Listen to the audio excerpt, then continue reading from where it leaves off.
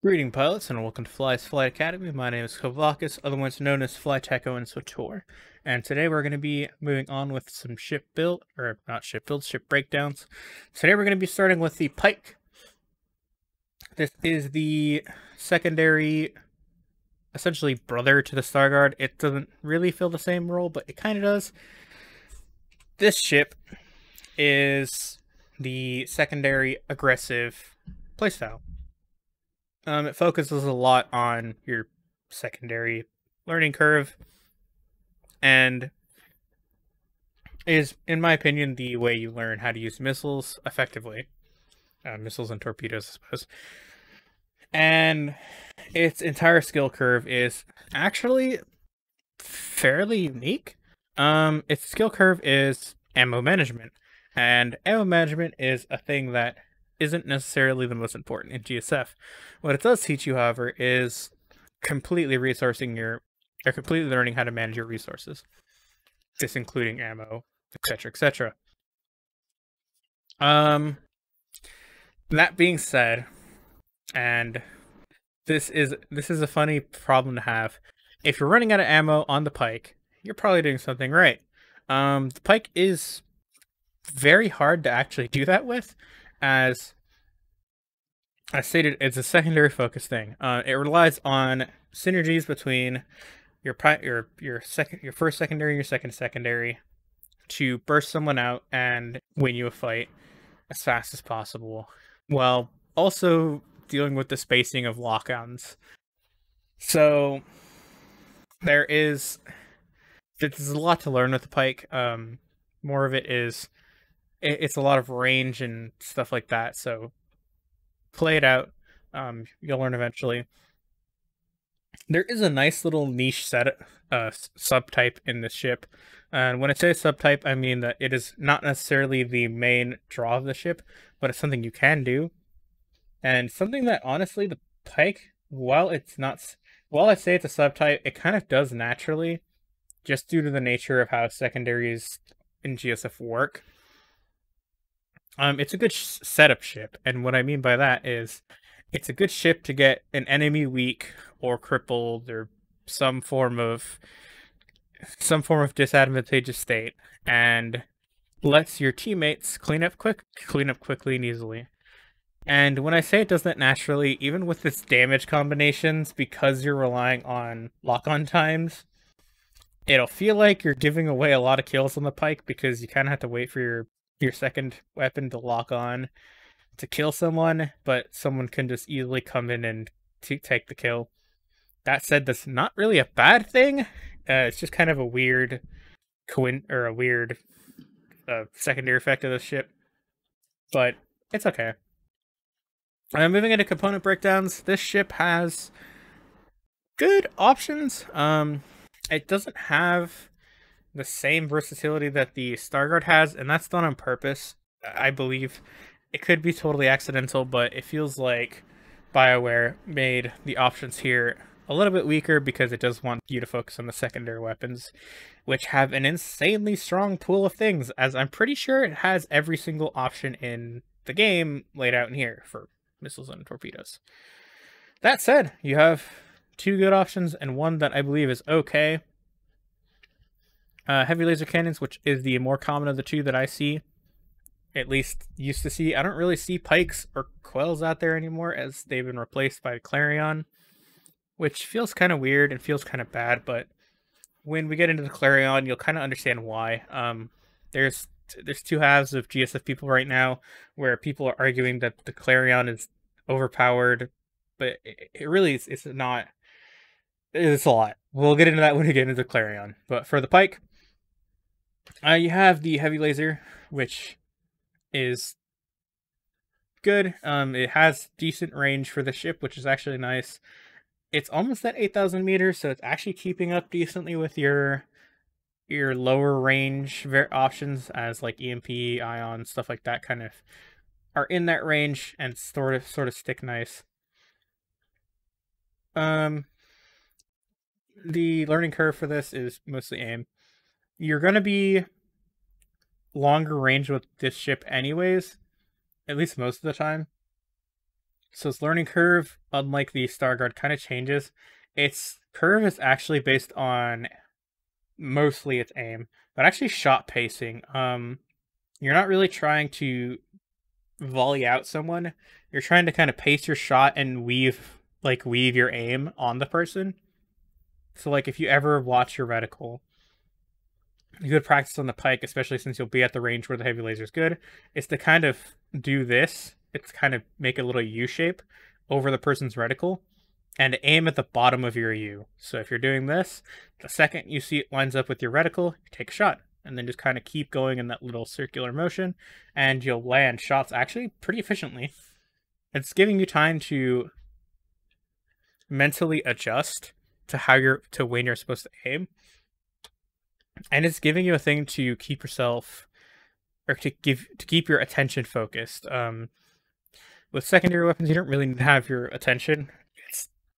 Or they don't have a high attention requirement. So mostly your primary weapons. And as your primary weapons don't necessarily... They're not the focus of your ship, but if you run out of missiles, they quickly become the focus of your ship. You need to have good aim with them. So it's good practice to just kind of, with heavy lasers in particular, just kind of go whoop, whoop, and shoot people on the bottom of your U. And it's a nice way to shoot. In Tier 4 and Tier 5, you're going to take Ignore Armor at Tier 4 and Shield Piercing at Tier 5. We went over this in the Starguard video, but brief overview.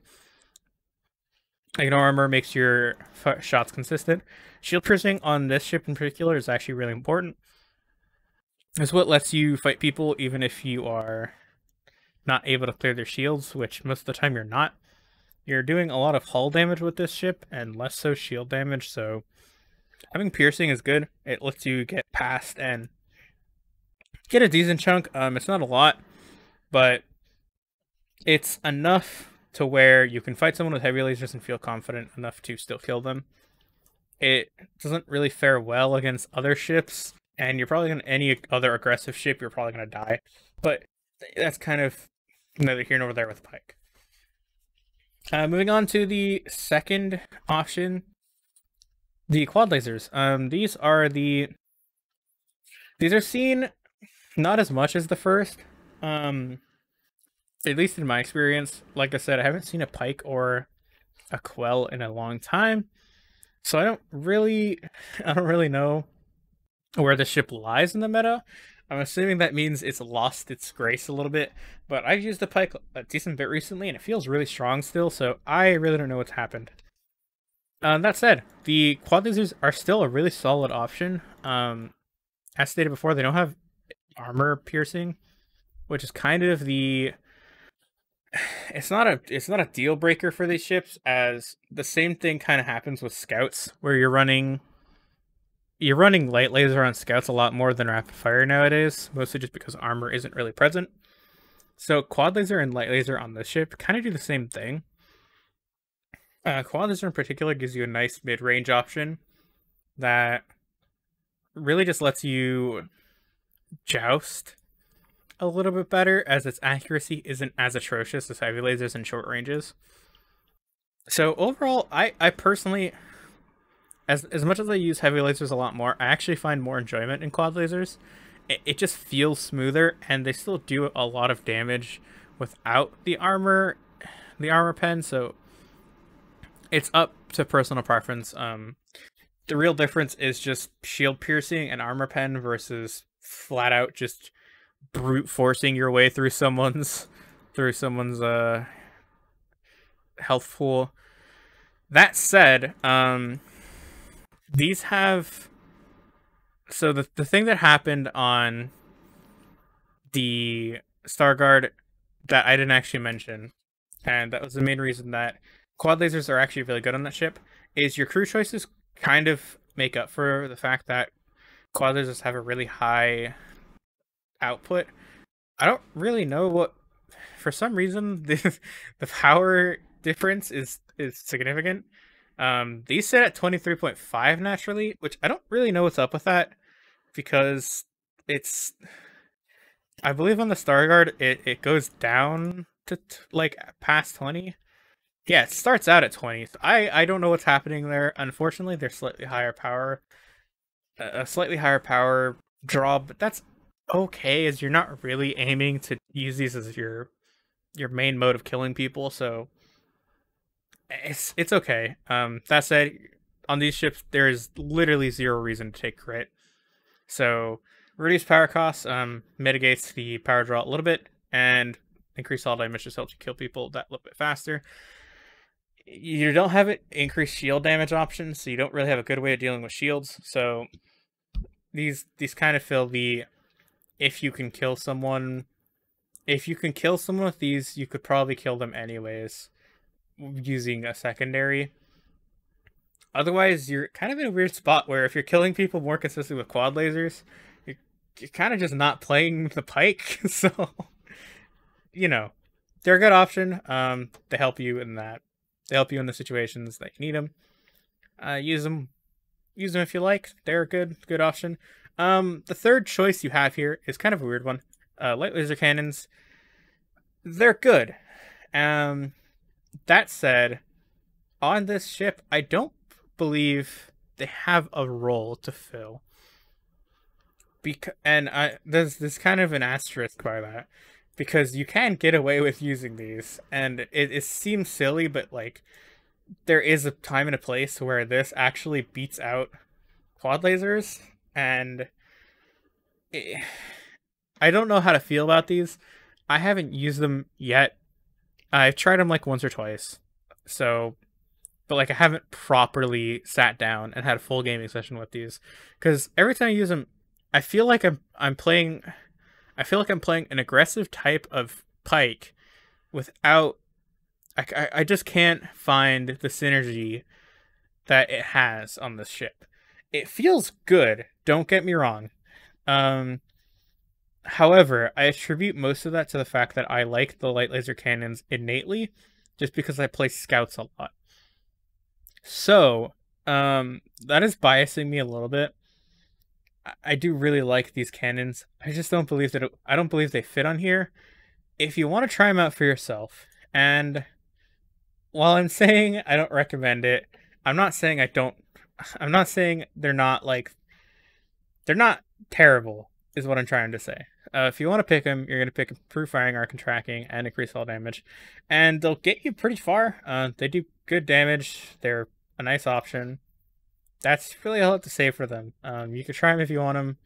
I personally don't use them just because they feel weird on the ship. That's really the only reason. They feel out of place. These two options feel more in line with how I think the ship is meant to be played.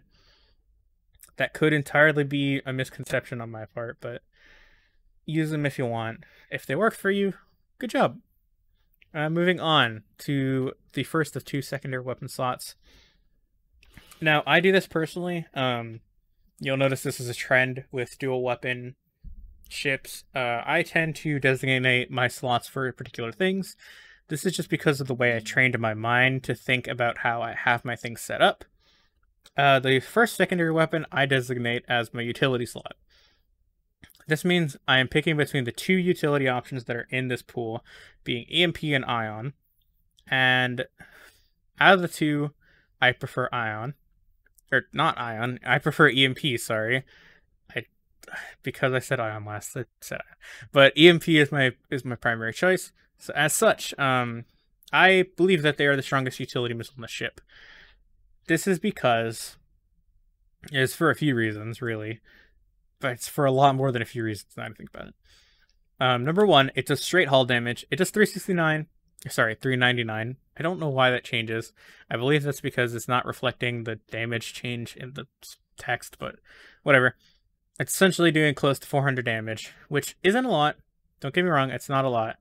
But what it does do is it EMPs in a radius around it. And what it will do is it'll disable systems innately, which is okay.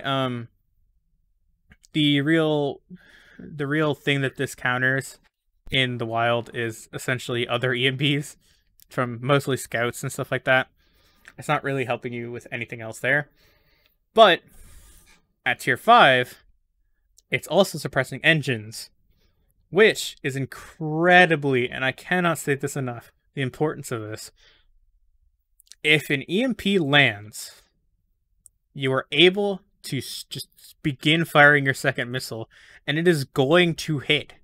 Unless that person is the greatest flyer in the world and can juke you out and keep line of sight off of you for a full 10 seconds, your missile is going to hit. And that's insane with the super high burst options like protons and stuff, which actually fit on this ship, that just straight up let you one-shot someone without even touching their shields. Because the EMP does hull damage, and so does proton. So when we get to protons, heads up, my number one combo for this ship is EMP proton. And the reason for that is strictly the hull damage. You are killing someone without touching their shields. That is a lot of effective health that you are ignoring and killing someone with. And if, for whatever reason, the person you're chasing flies, like on domination, this mostly happens. If for whatever reason, the person you were chasing flies towards the point and their EMP detonates on the point, any bombers that are there, any other ships are just, they're now getting their system abilities suppressed, they're now getting their engine abilities suppressed, and they're still taking they're essentially taking 200 damage, which is nothing to scoff at. I mean, obviously you're not really going to follow up on AoE damage, but like, it's nice because it helps you manage a point. Because you can even fire if you... EMPs, they have a decent ammo pool. It's at 16. The recharge time, or the reload time, is really high, so that's the negative of them. Their lock-on time is low. It's at 1.5, which is nice. You can fire one of these at either a point turret or just a mine floating around if there's a bomber somewhere. And it'll help you get some utility out onto the point, which is nice. All this is just great. Its learning curve is realistically, it's reload. You kind of have to learn to pace yourself because EMP's 8, almost 9 seconds is insane. I mean, it's the highest of any missile, and yeah, that's really all it comes down to. It's just learning to pace yourself. If you miss an EMP, that's unfortunate, but you really have to just, at that point, you kind of have to suck it up and primary someone down to get into the killable range with other things. What EMP is good for as well, man, I feel like I'm just stuck on EMPs. What EMP is really also good for is, like I said before in the Starguard video, missiles and torpedoes are very bait oriented, where you're trying to get people to use resources ahead of time. EMP does that in spades, because whether or not your EMP lands is okay. Because if it does land, cool, you got damage and now they can't, and now their engine's suppressed. If it doesn't land, cool, their engine's now been used and you can now follow up with your other missile anyways. Granted, you lose out on the damage, but that's okay, because by the time, especially if you're running heavy laser, if you fire off 2 heavy laser shots, they're already in proton range. So the second they use their engine ability on something other than your proton missile or any other damage missile or torpedo, realistically, they're gonna die, probably. And that's a good way to get around the weakness of missiles and torpedoes. At tier 4 and tier 5, I know it's going to be tempting to pick the increased range here. I pick increased damage. It's amping your damage slightly, but it's making the... How am I supposed to phrase this? It gives you the ability, if someone pops something like Hydro Spanner, or something like that, it's giving you that extra bit of damage to be able to still clean someone up if they get 1 or 2 ticks of healing. So that's in itself worth it enough to kind of sacrifice a little bit of range for that extra bit of damage. But at tier 5, you're taking engine suppression. There's no reason to run shield suppression. If you're trying to suppress someone's shields, that's kind of weird. Shield abilities in GSF, while they can be strong, have never notoriously saved people, so you know, suppressing someone's engine is crippling, and frankly, there's no reason to not. Your second choice is ion missiles. I want these to be good. I really, really wanted these to be good. They are admittedly, they're not the worst, but they're fairly weak. And they're fairly weak just as an option anywhere. This is because while they fill the same niche that ion cannons do on the Star Guard. They're meant to clear shields, and they do them very well. That said, these do a flat amount of damage to shields. Or, okay, they can do hull damage. But you already have to have the shields cleared, which is the point of the missile. So, you're stuck in this weird situation where the best place for these is in a quad laser build on this ship, where you run quad laser, ion missile, concussion missile, and you're really hoping that your quad lasers are going to clear shields, and then you're going to ion concussion for the kill. The flaw in that build is the mere existence of ion cannons or ion missiles. If you're trying to clear with quad lasers, you're not using the thing that already clears shields. And if you're using the thing that clears shields to hull damage, your concussion missile is already likely going to kill someone in that state of not having shields. So, in that moment, you're already losing the synergy with ion missiles. If you're using these in the way that I believe they're intended to be used on this shield, where you're firing your ion and then firing a concussion pretty much immediately after, that is the most ideal position for you to be in. That said, it's only 1800 shield damage, which, if we look at any ship, you have more than that on a ship. So, we come full circle to the issue of you're really not clearing shields with this missile. And that is in no way at fault of the missile.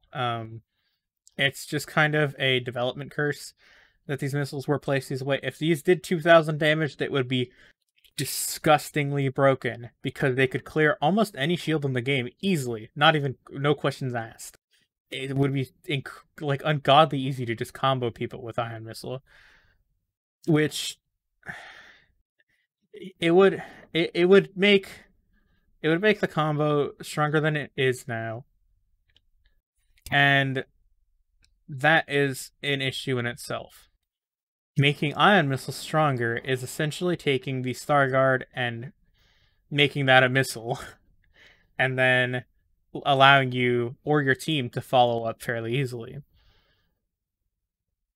And well, that isn't innately an issue, as missiles have counters. It's raising more problems than it is solutions. So I don't recommend using ion missiles. If you're going to, like I said, ion concussions, that's probably your best choice.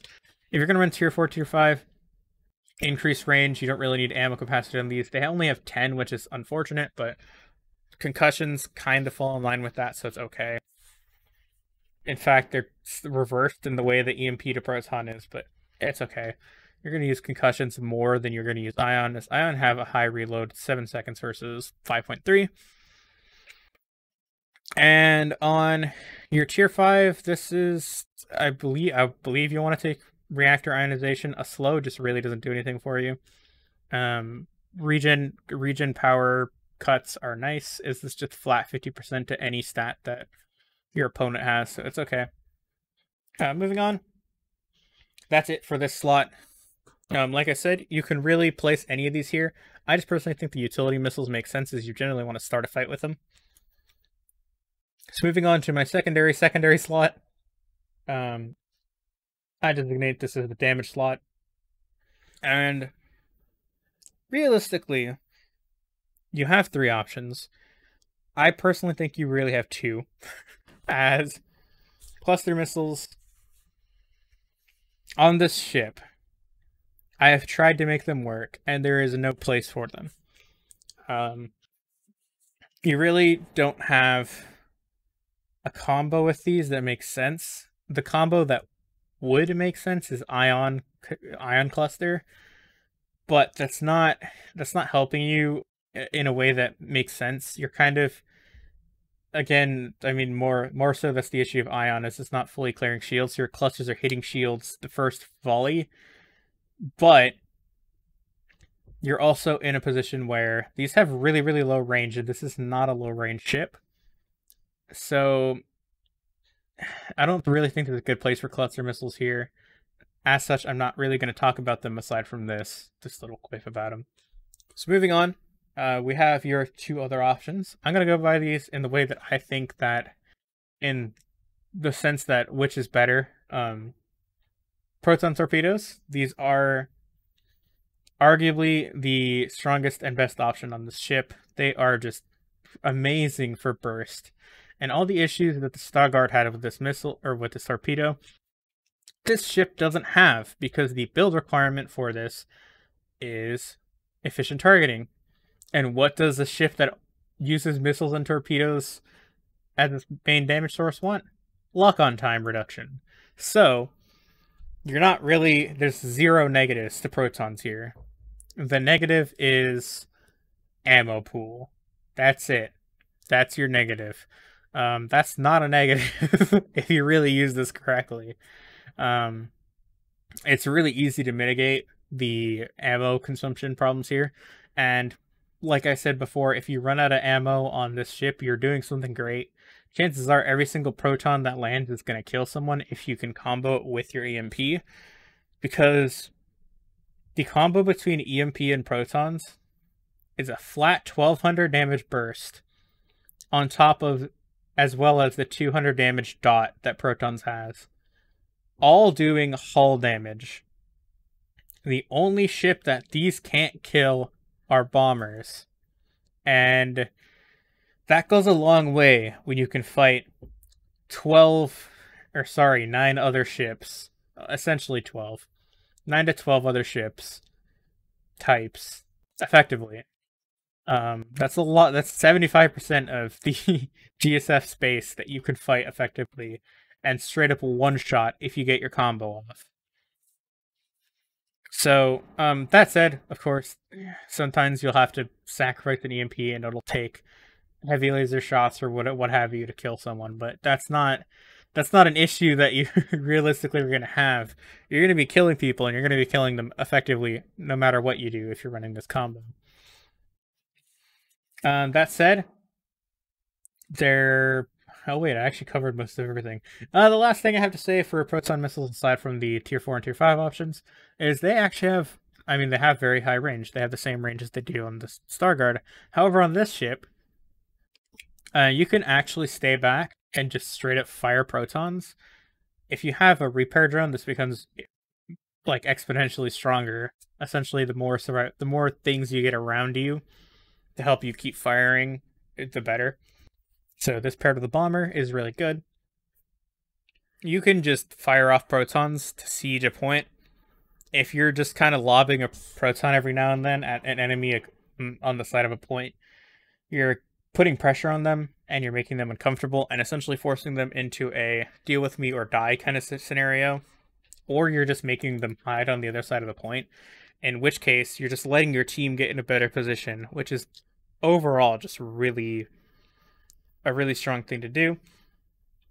That said, for tier 4 and tier 5, you're going to be taking improved firing arc. This is to bring up the firing arc to something that isn't terrible, and increase range to just give you that extra, to get you up to the 1150 range or 11.5 range that this is known for. And that's really it. Your second choice. This choice is kind of a weird one, this ship, but it has its place, and I believe it is actually really strong. Concussion missiles. These are... I know I say concussion missiles don't have a place because they're short range. Concussion missiles, for the Pike in particular, are your short range build option. Because the thing you're pairing concussion with is most likely either ion or EMP, which both have 7,000 and 8,000 meters range respectively. And your concussion with the build you're most likely going to have is going to be 7,700 meters. That means you're kind of falling in the middle, which is awkward. I tend to pair these with Ion. I feel like that's a mistake on my part. I feel like pairing them with EMP is still good because these have the shield penetration necessary to make this like useful. But most of the issue is that you're kind of in the way you use EMP Proton. Your EMP is sort of mid-range. You use it, get in a little bit close, fire it. Hopefully it hits. And then your Proton has an extra 4,100 meters for you to kind of relax and track your target. Concussion doesn't give you that. Concussion is essentially saying, okay, you fire off your prep missile, and then you're firing concussion immediately after. You have to stay in that range and fire concussion immediately after. That isn't an issue, but it makes this ship feel a little bit clunky. And it's kind of forcing you into a position where you're kind of pressing yourself where you shouldn't be, as you don't have as many offensive tools as like a Starguard or a Clarion do, and you don't necessarily have the survivability that other ships would warrant, and you certainly don't have the speed that like a Scout would. So you're kind of pressing yourself into territory that really you don't belong. That said, I have had success with it, and it is still useful. So concussion missiles, if you're going to pair it with anything, I'd still say pair it with EMP. You can pair it with Ion. The difference there is you'll take Ion and I don't know, probably like light. Actually, if you're gonna run light lasers, the concussion is probably the choice. In fact, you probably go light laser EMP concussion and just clear someone's shields and then go to town with light lasers and a concussion, because that'll most likely kill someone very quickly. Same goes for quad laser, but again, quad lasers are slightly longer range, so it's kind of weird. But light laser in that short range could be really nice. So maybe that's the build that I've been missing this whole time. That said, tier 4, tier 5, increase range and ignore armor. These just let you stay more consistent and let you do what this missile wants better. Moving on, the shields for this ship kind of share the same fate as the Starguard. There is really one good choice for the current meta. The other three are relics of an older time that used to have their moments. I'm pretty sure every single choice in here had a meta minus feedback. I don't know that if there was a feedback meta, I wasn't around for it, but to my knowledge, there hasn't been a good one for that on strikes in particular. Quick charge shield is just good survivability, helps you regain shields in the moment, lets you get overcharged shields fairly easily. And on this ship in particular, it lets you siege really well, because if someone is engaging on you, it gives you an extra second to kind of have peace of mind that you have that one extra moment to lock on and get a missile off before the target is directly in front of you. And that lets you get that little bit of extra damage in that will let you kill them on a reverse chase, essentially. You're turning around and you're fighting that person. So it's good. Moving on to engines. Oh, sorry, tier 3 for this, you're going to take reduce cooldown. 30 seconds to 20 seconds. Good. Overall, cooldown's nice. Moving on to engines, you have a lot of bad choices and one good choice. Like I said, there's literally no reason to take power converters. Kyogre on the ship does not do the same thing that it does on the Starguard. This is not a pseudo retro thruster, and this is not a ship that needs a pseudo retro thruster. What it does need is some way to stay alive, and what better way to do that than with barrel roll? Barrel roll is the quintessential get away really quick engine ability. This gives you the most distance of any engine option. It gets you away from your enemy, and it keeps you safe, as it has a decently long, it's pretty standard for most things, but it has a good evade from missiles. It has decent evasion from primaries, which helps you escape from a fight if you're barreling away.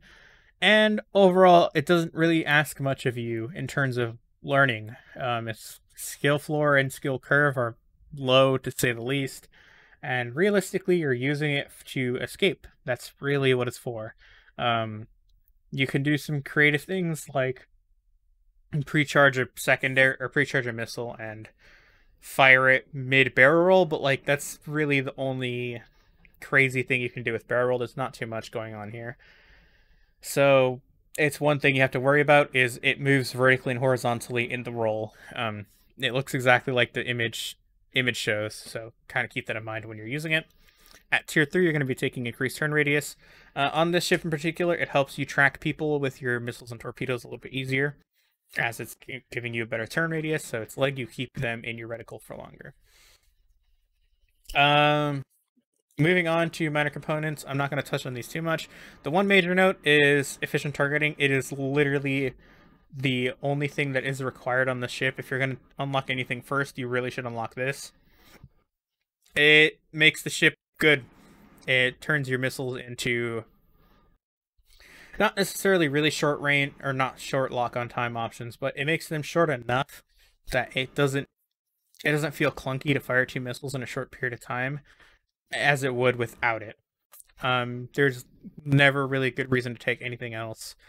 Munition capacity, while it seems tempting, as you really want to have a lot of ammo for this ship, you're running into the same issue where if you're alive to use all of that ammo, you're already doing good enough that you're already doing so good that you wouldn't need the ammo in the first place.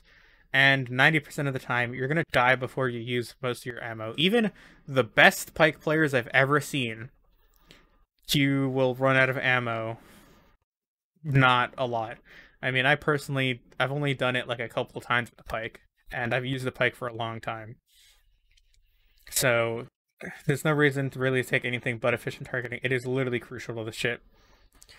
Crew is in my build sheet. I'm not going to be covering that here. There's not too much in here that you need to worry about that really affects the ship, so just kind of hunt for build guides and see. You could even just sit through the crew and kind of scroll through, and you'll notice that a lot of the things that I've picked, like Jorgen in particular, I actually did take ammo capacity increase in here. I took cooldown reduction though. That is the one that's important for this. Outside of that, everything else really just follow a build sheet. Most of the time it's self-explanatory and it's fairly easy to understand for the crew. That said, that's all for the Pike. This one hopefully was a little bit shorter. It wasn't too short, just judging by my recording time, but hopefully it's not as bad as the Star Guard. That one was probably going to be the longest one just because I was explaining a lot and kind of explaining how this is going to work.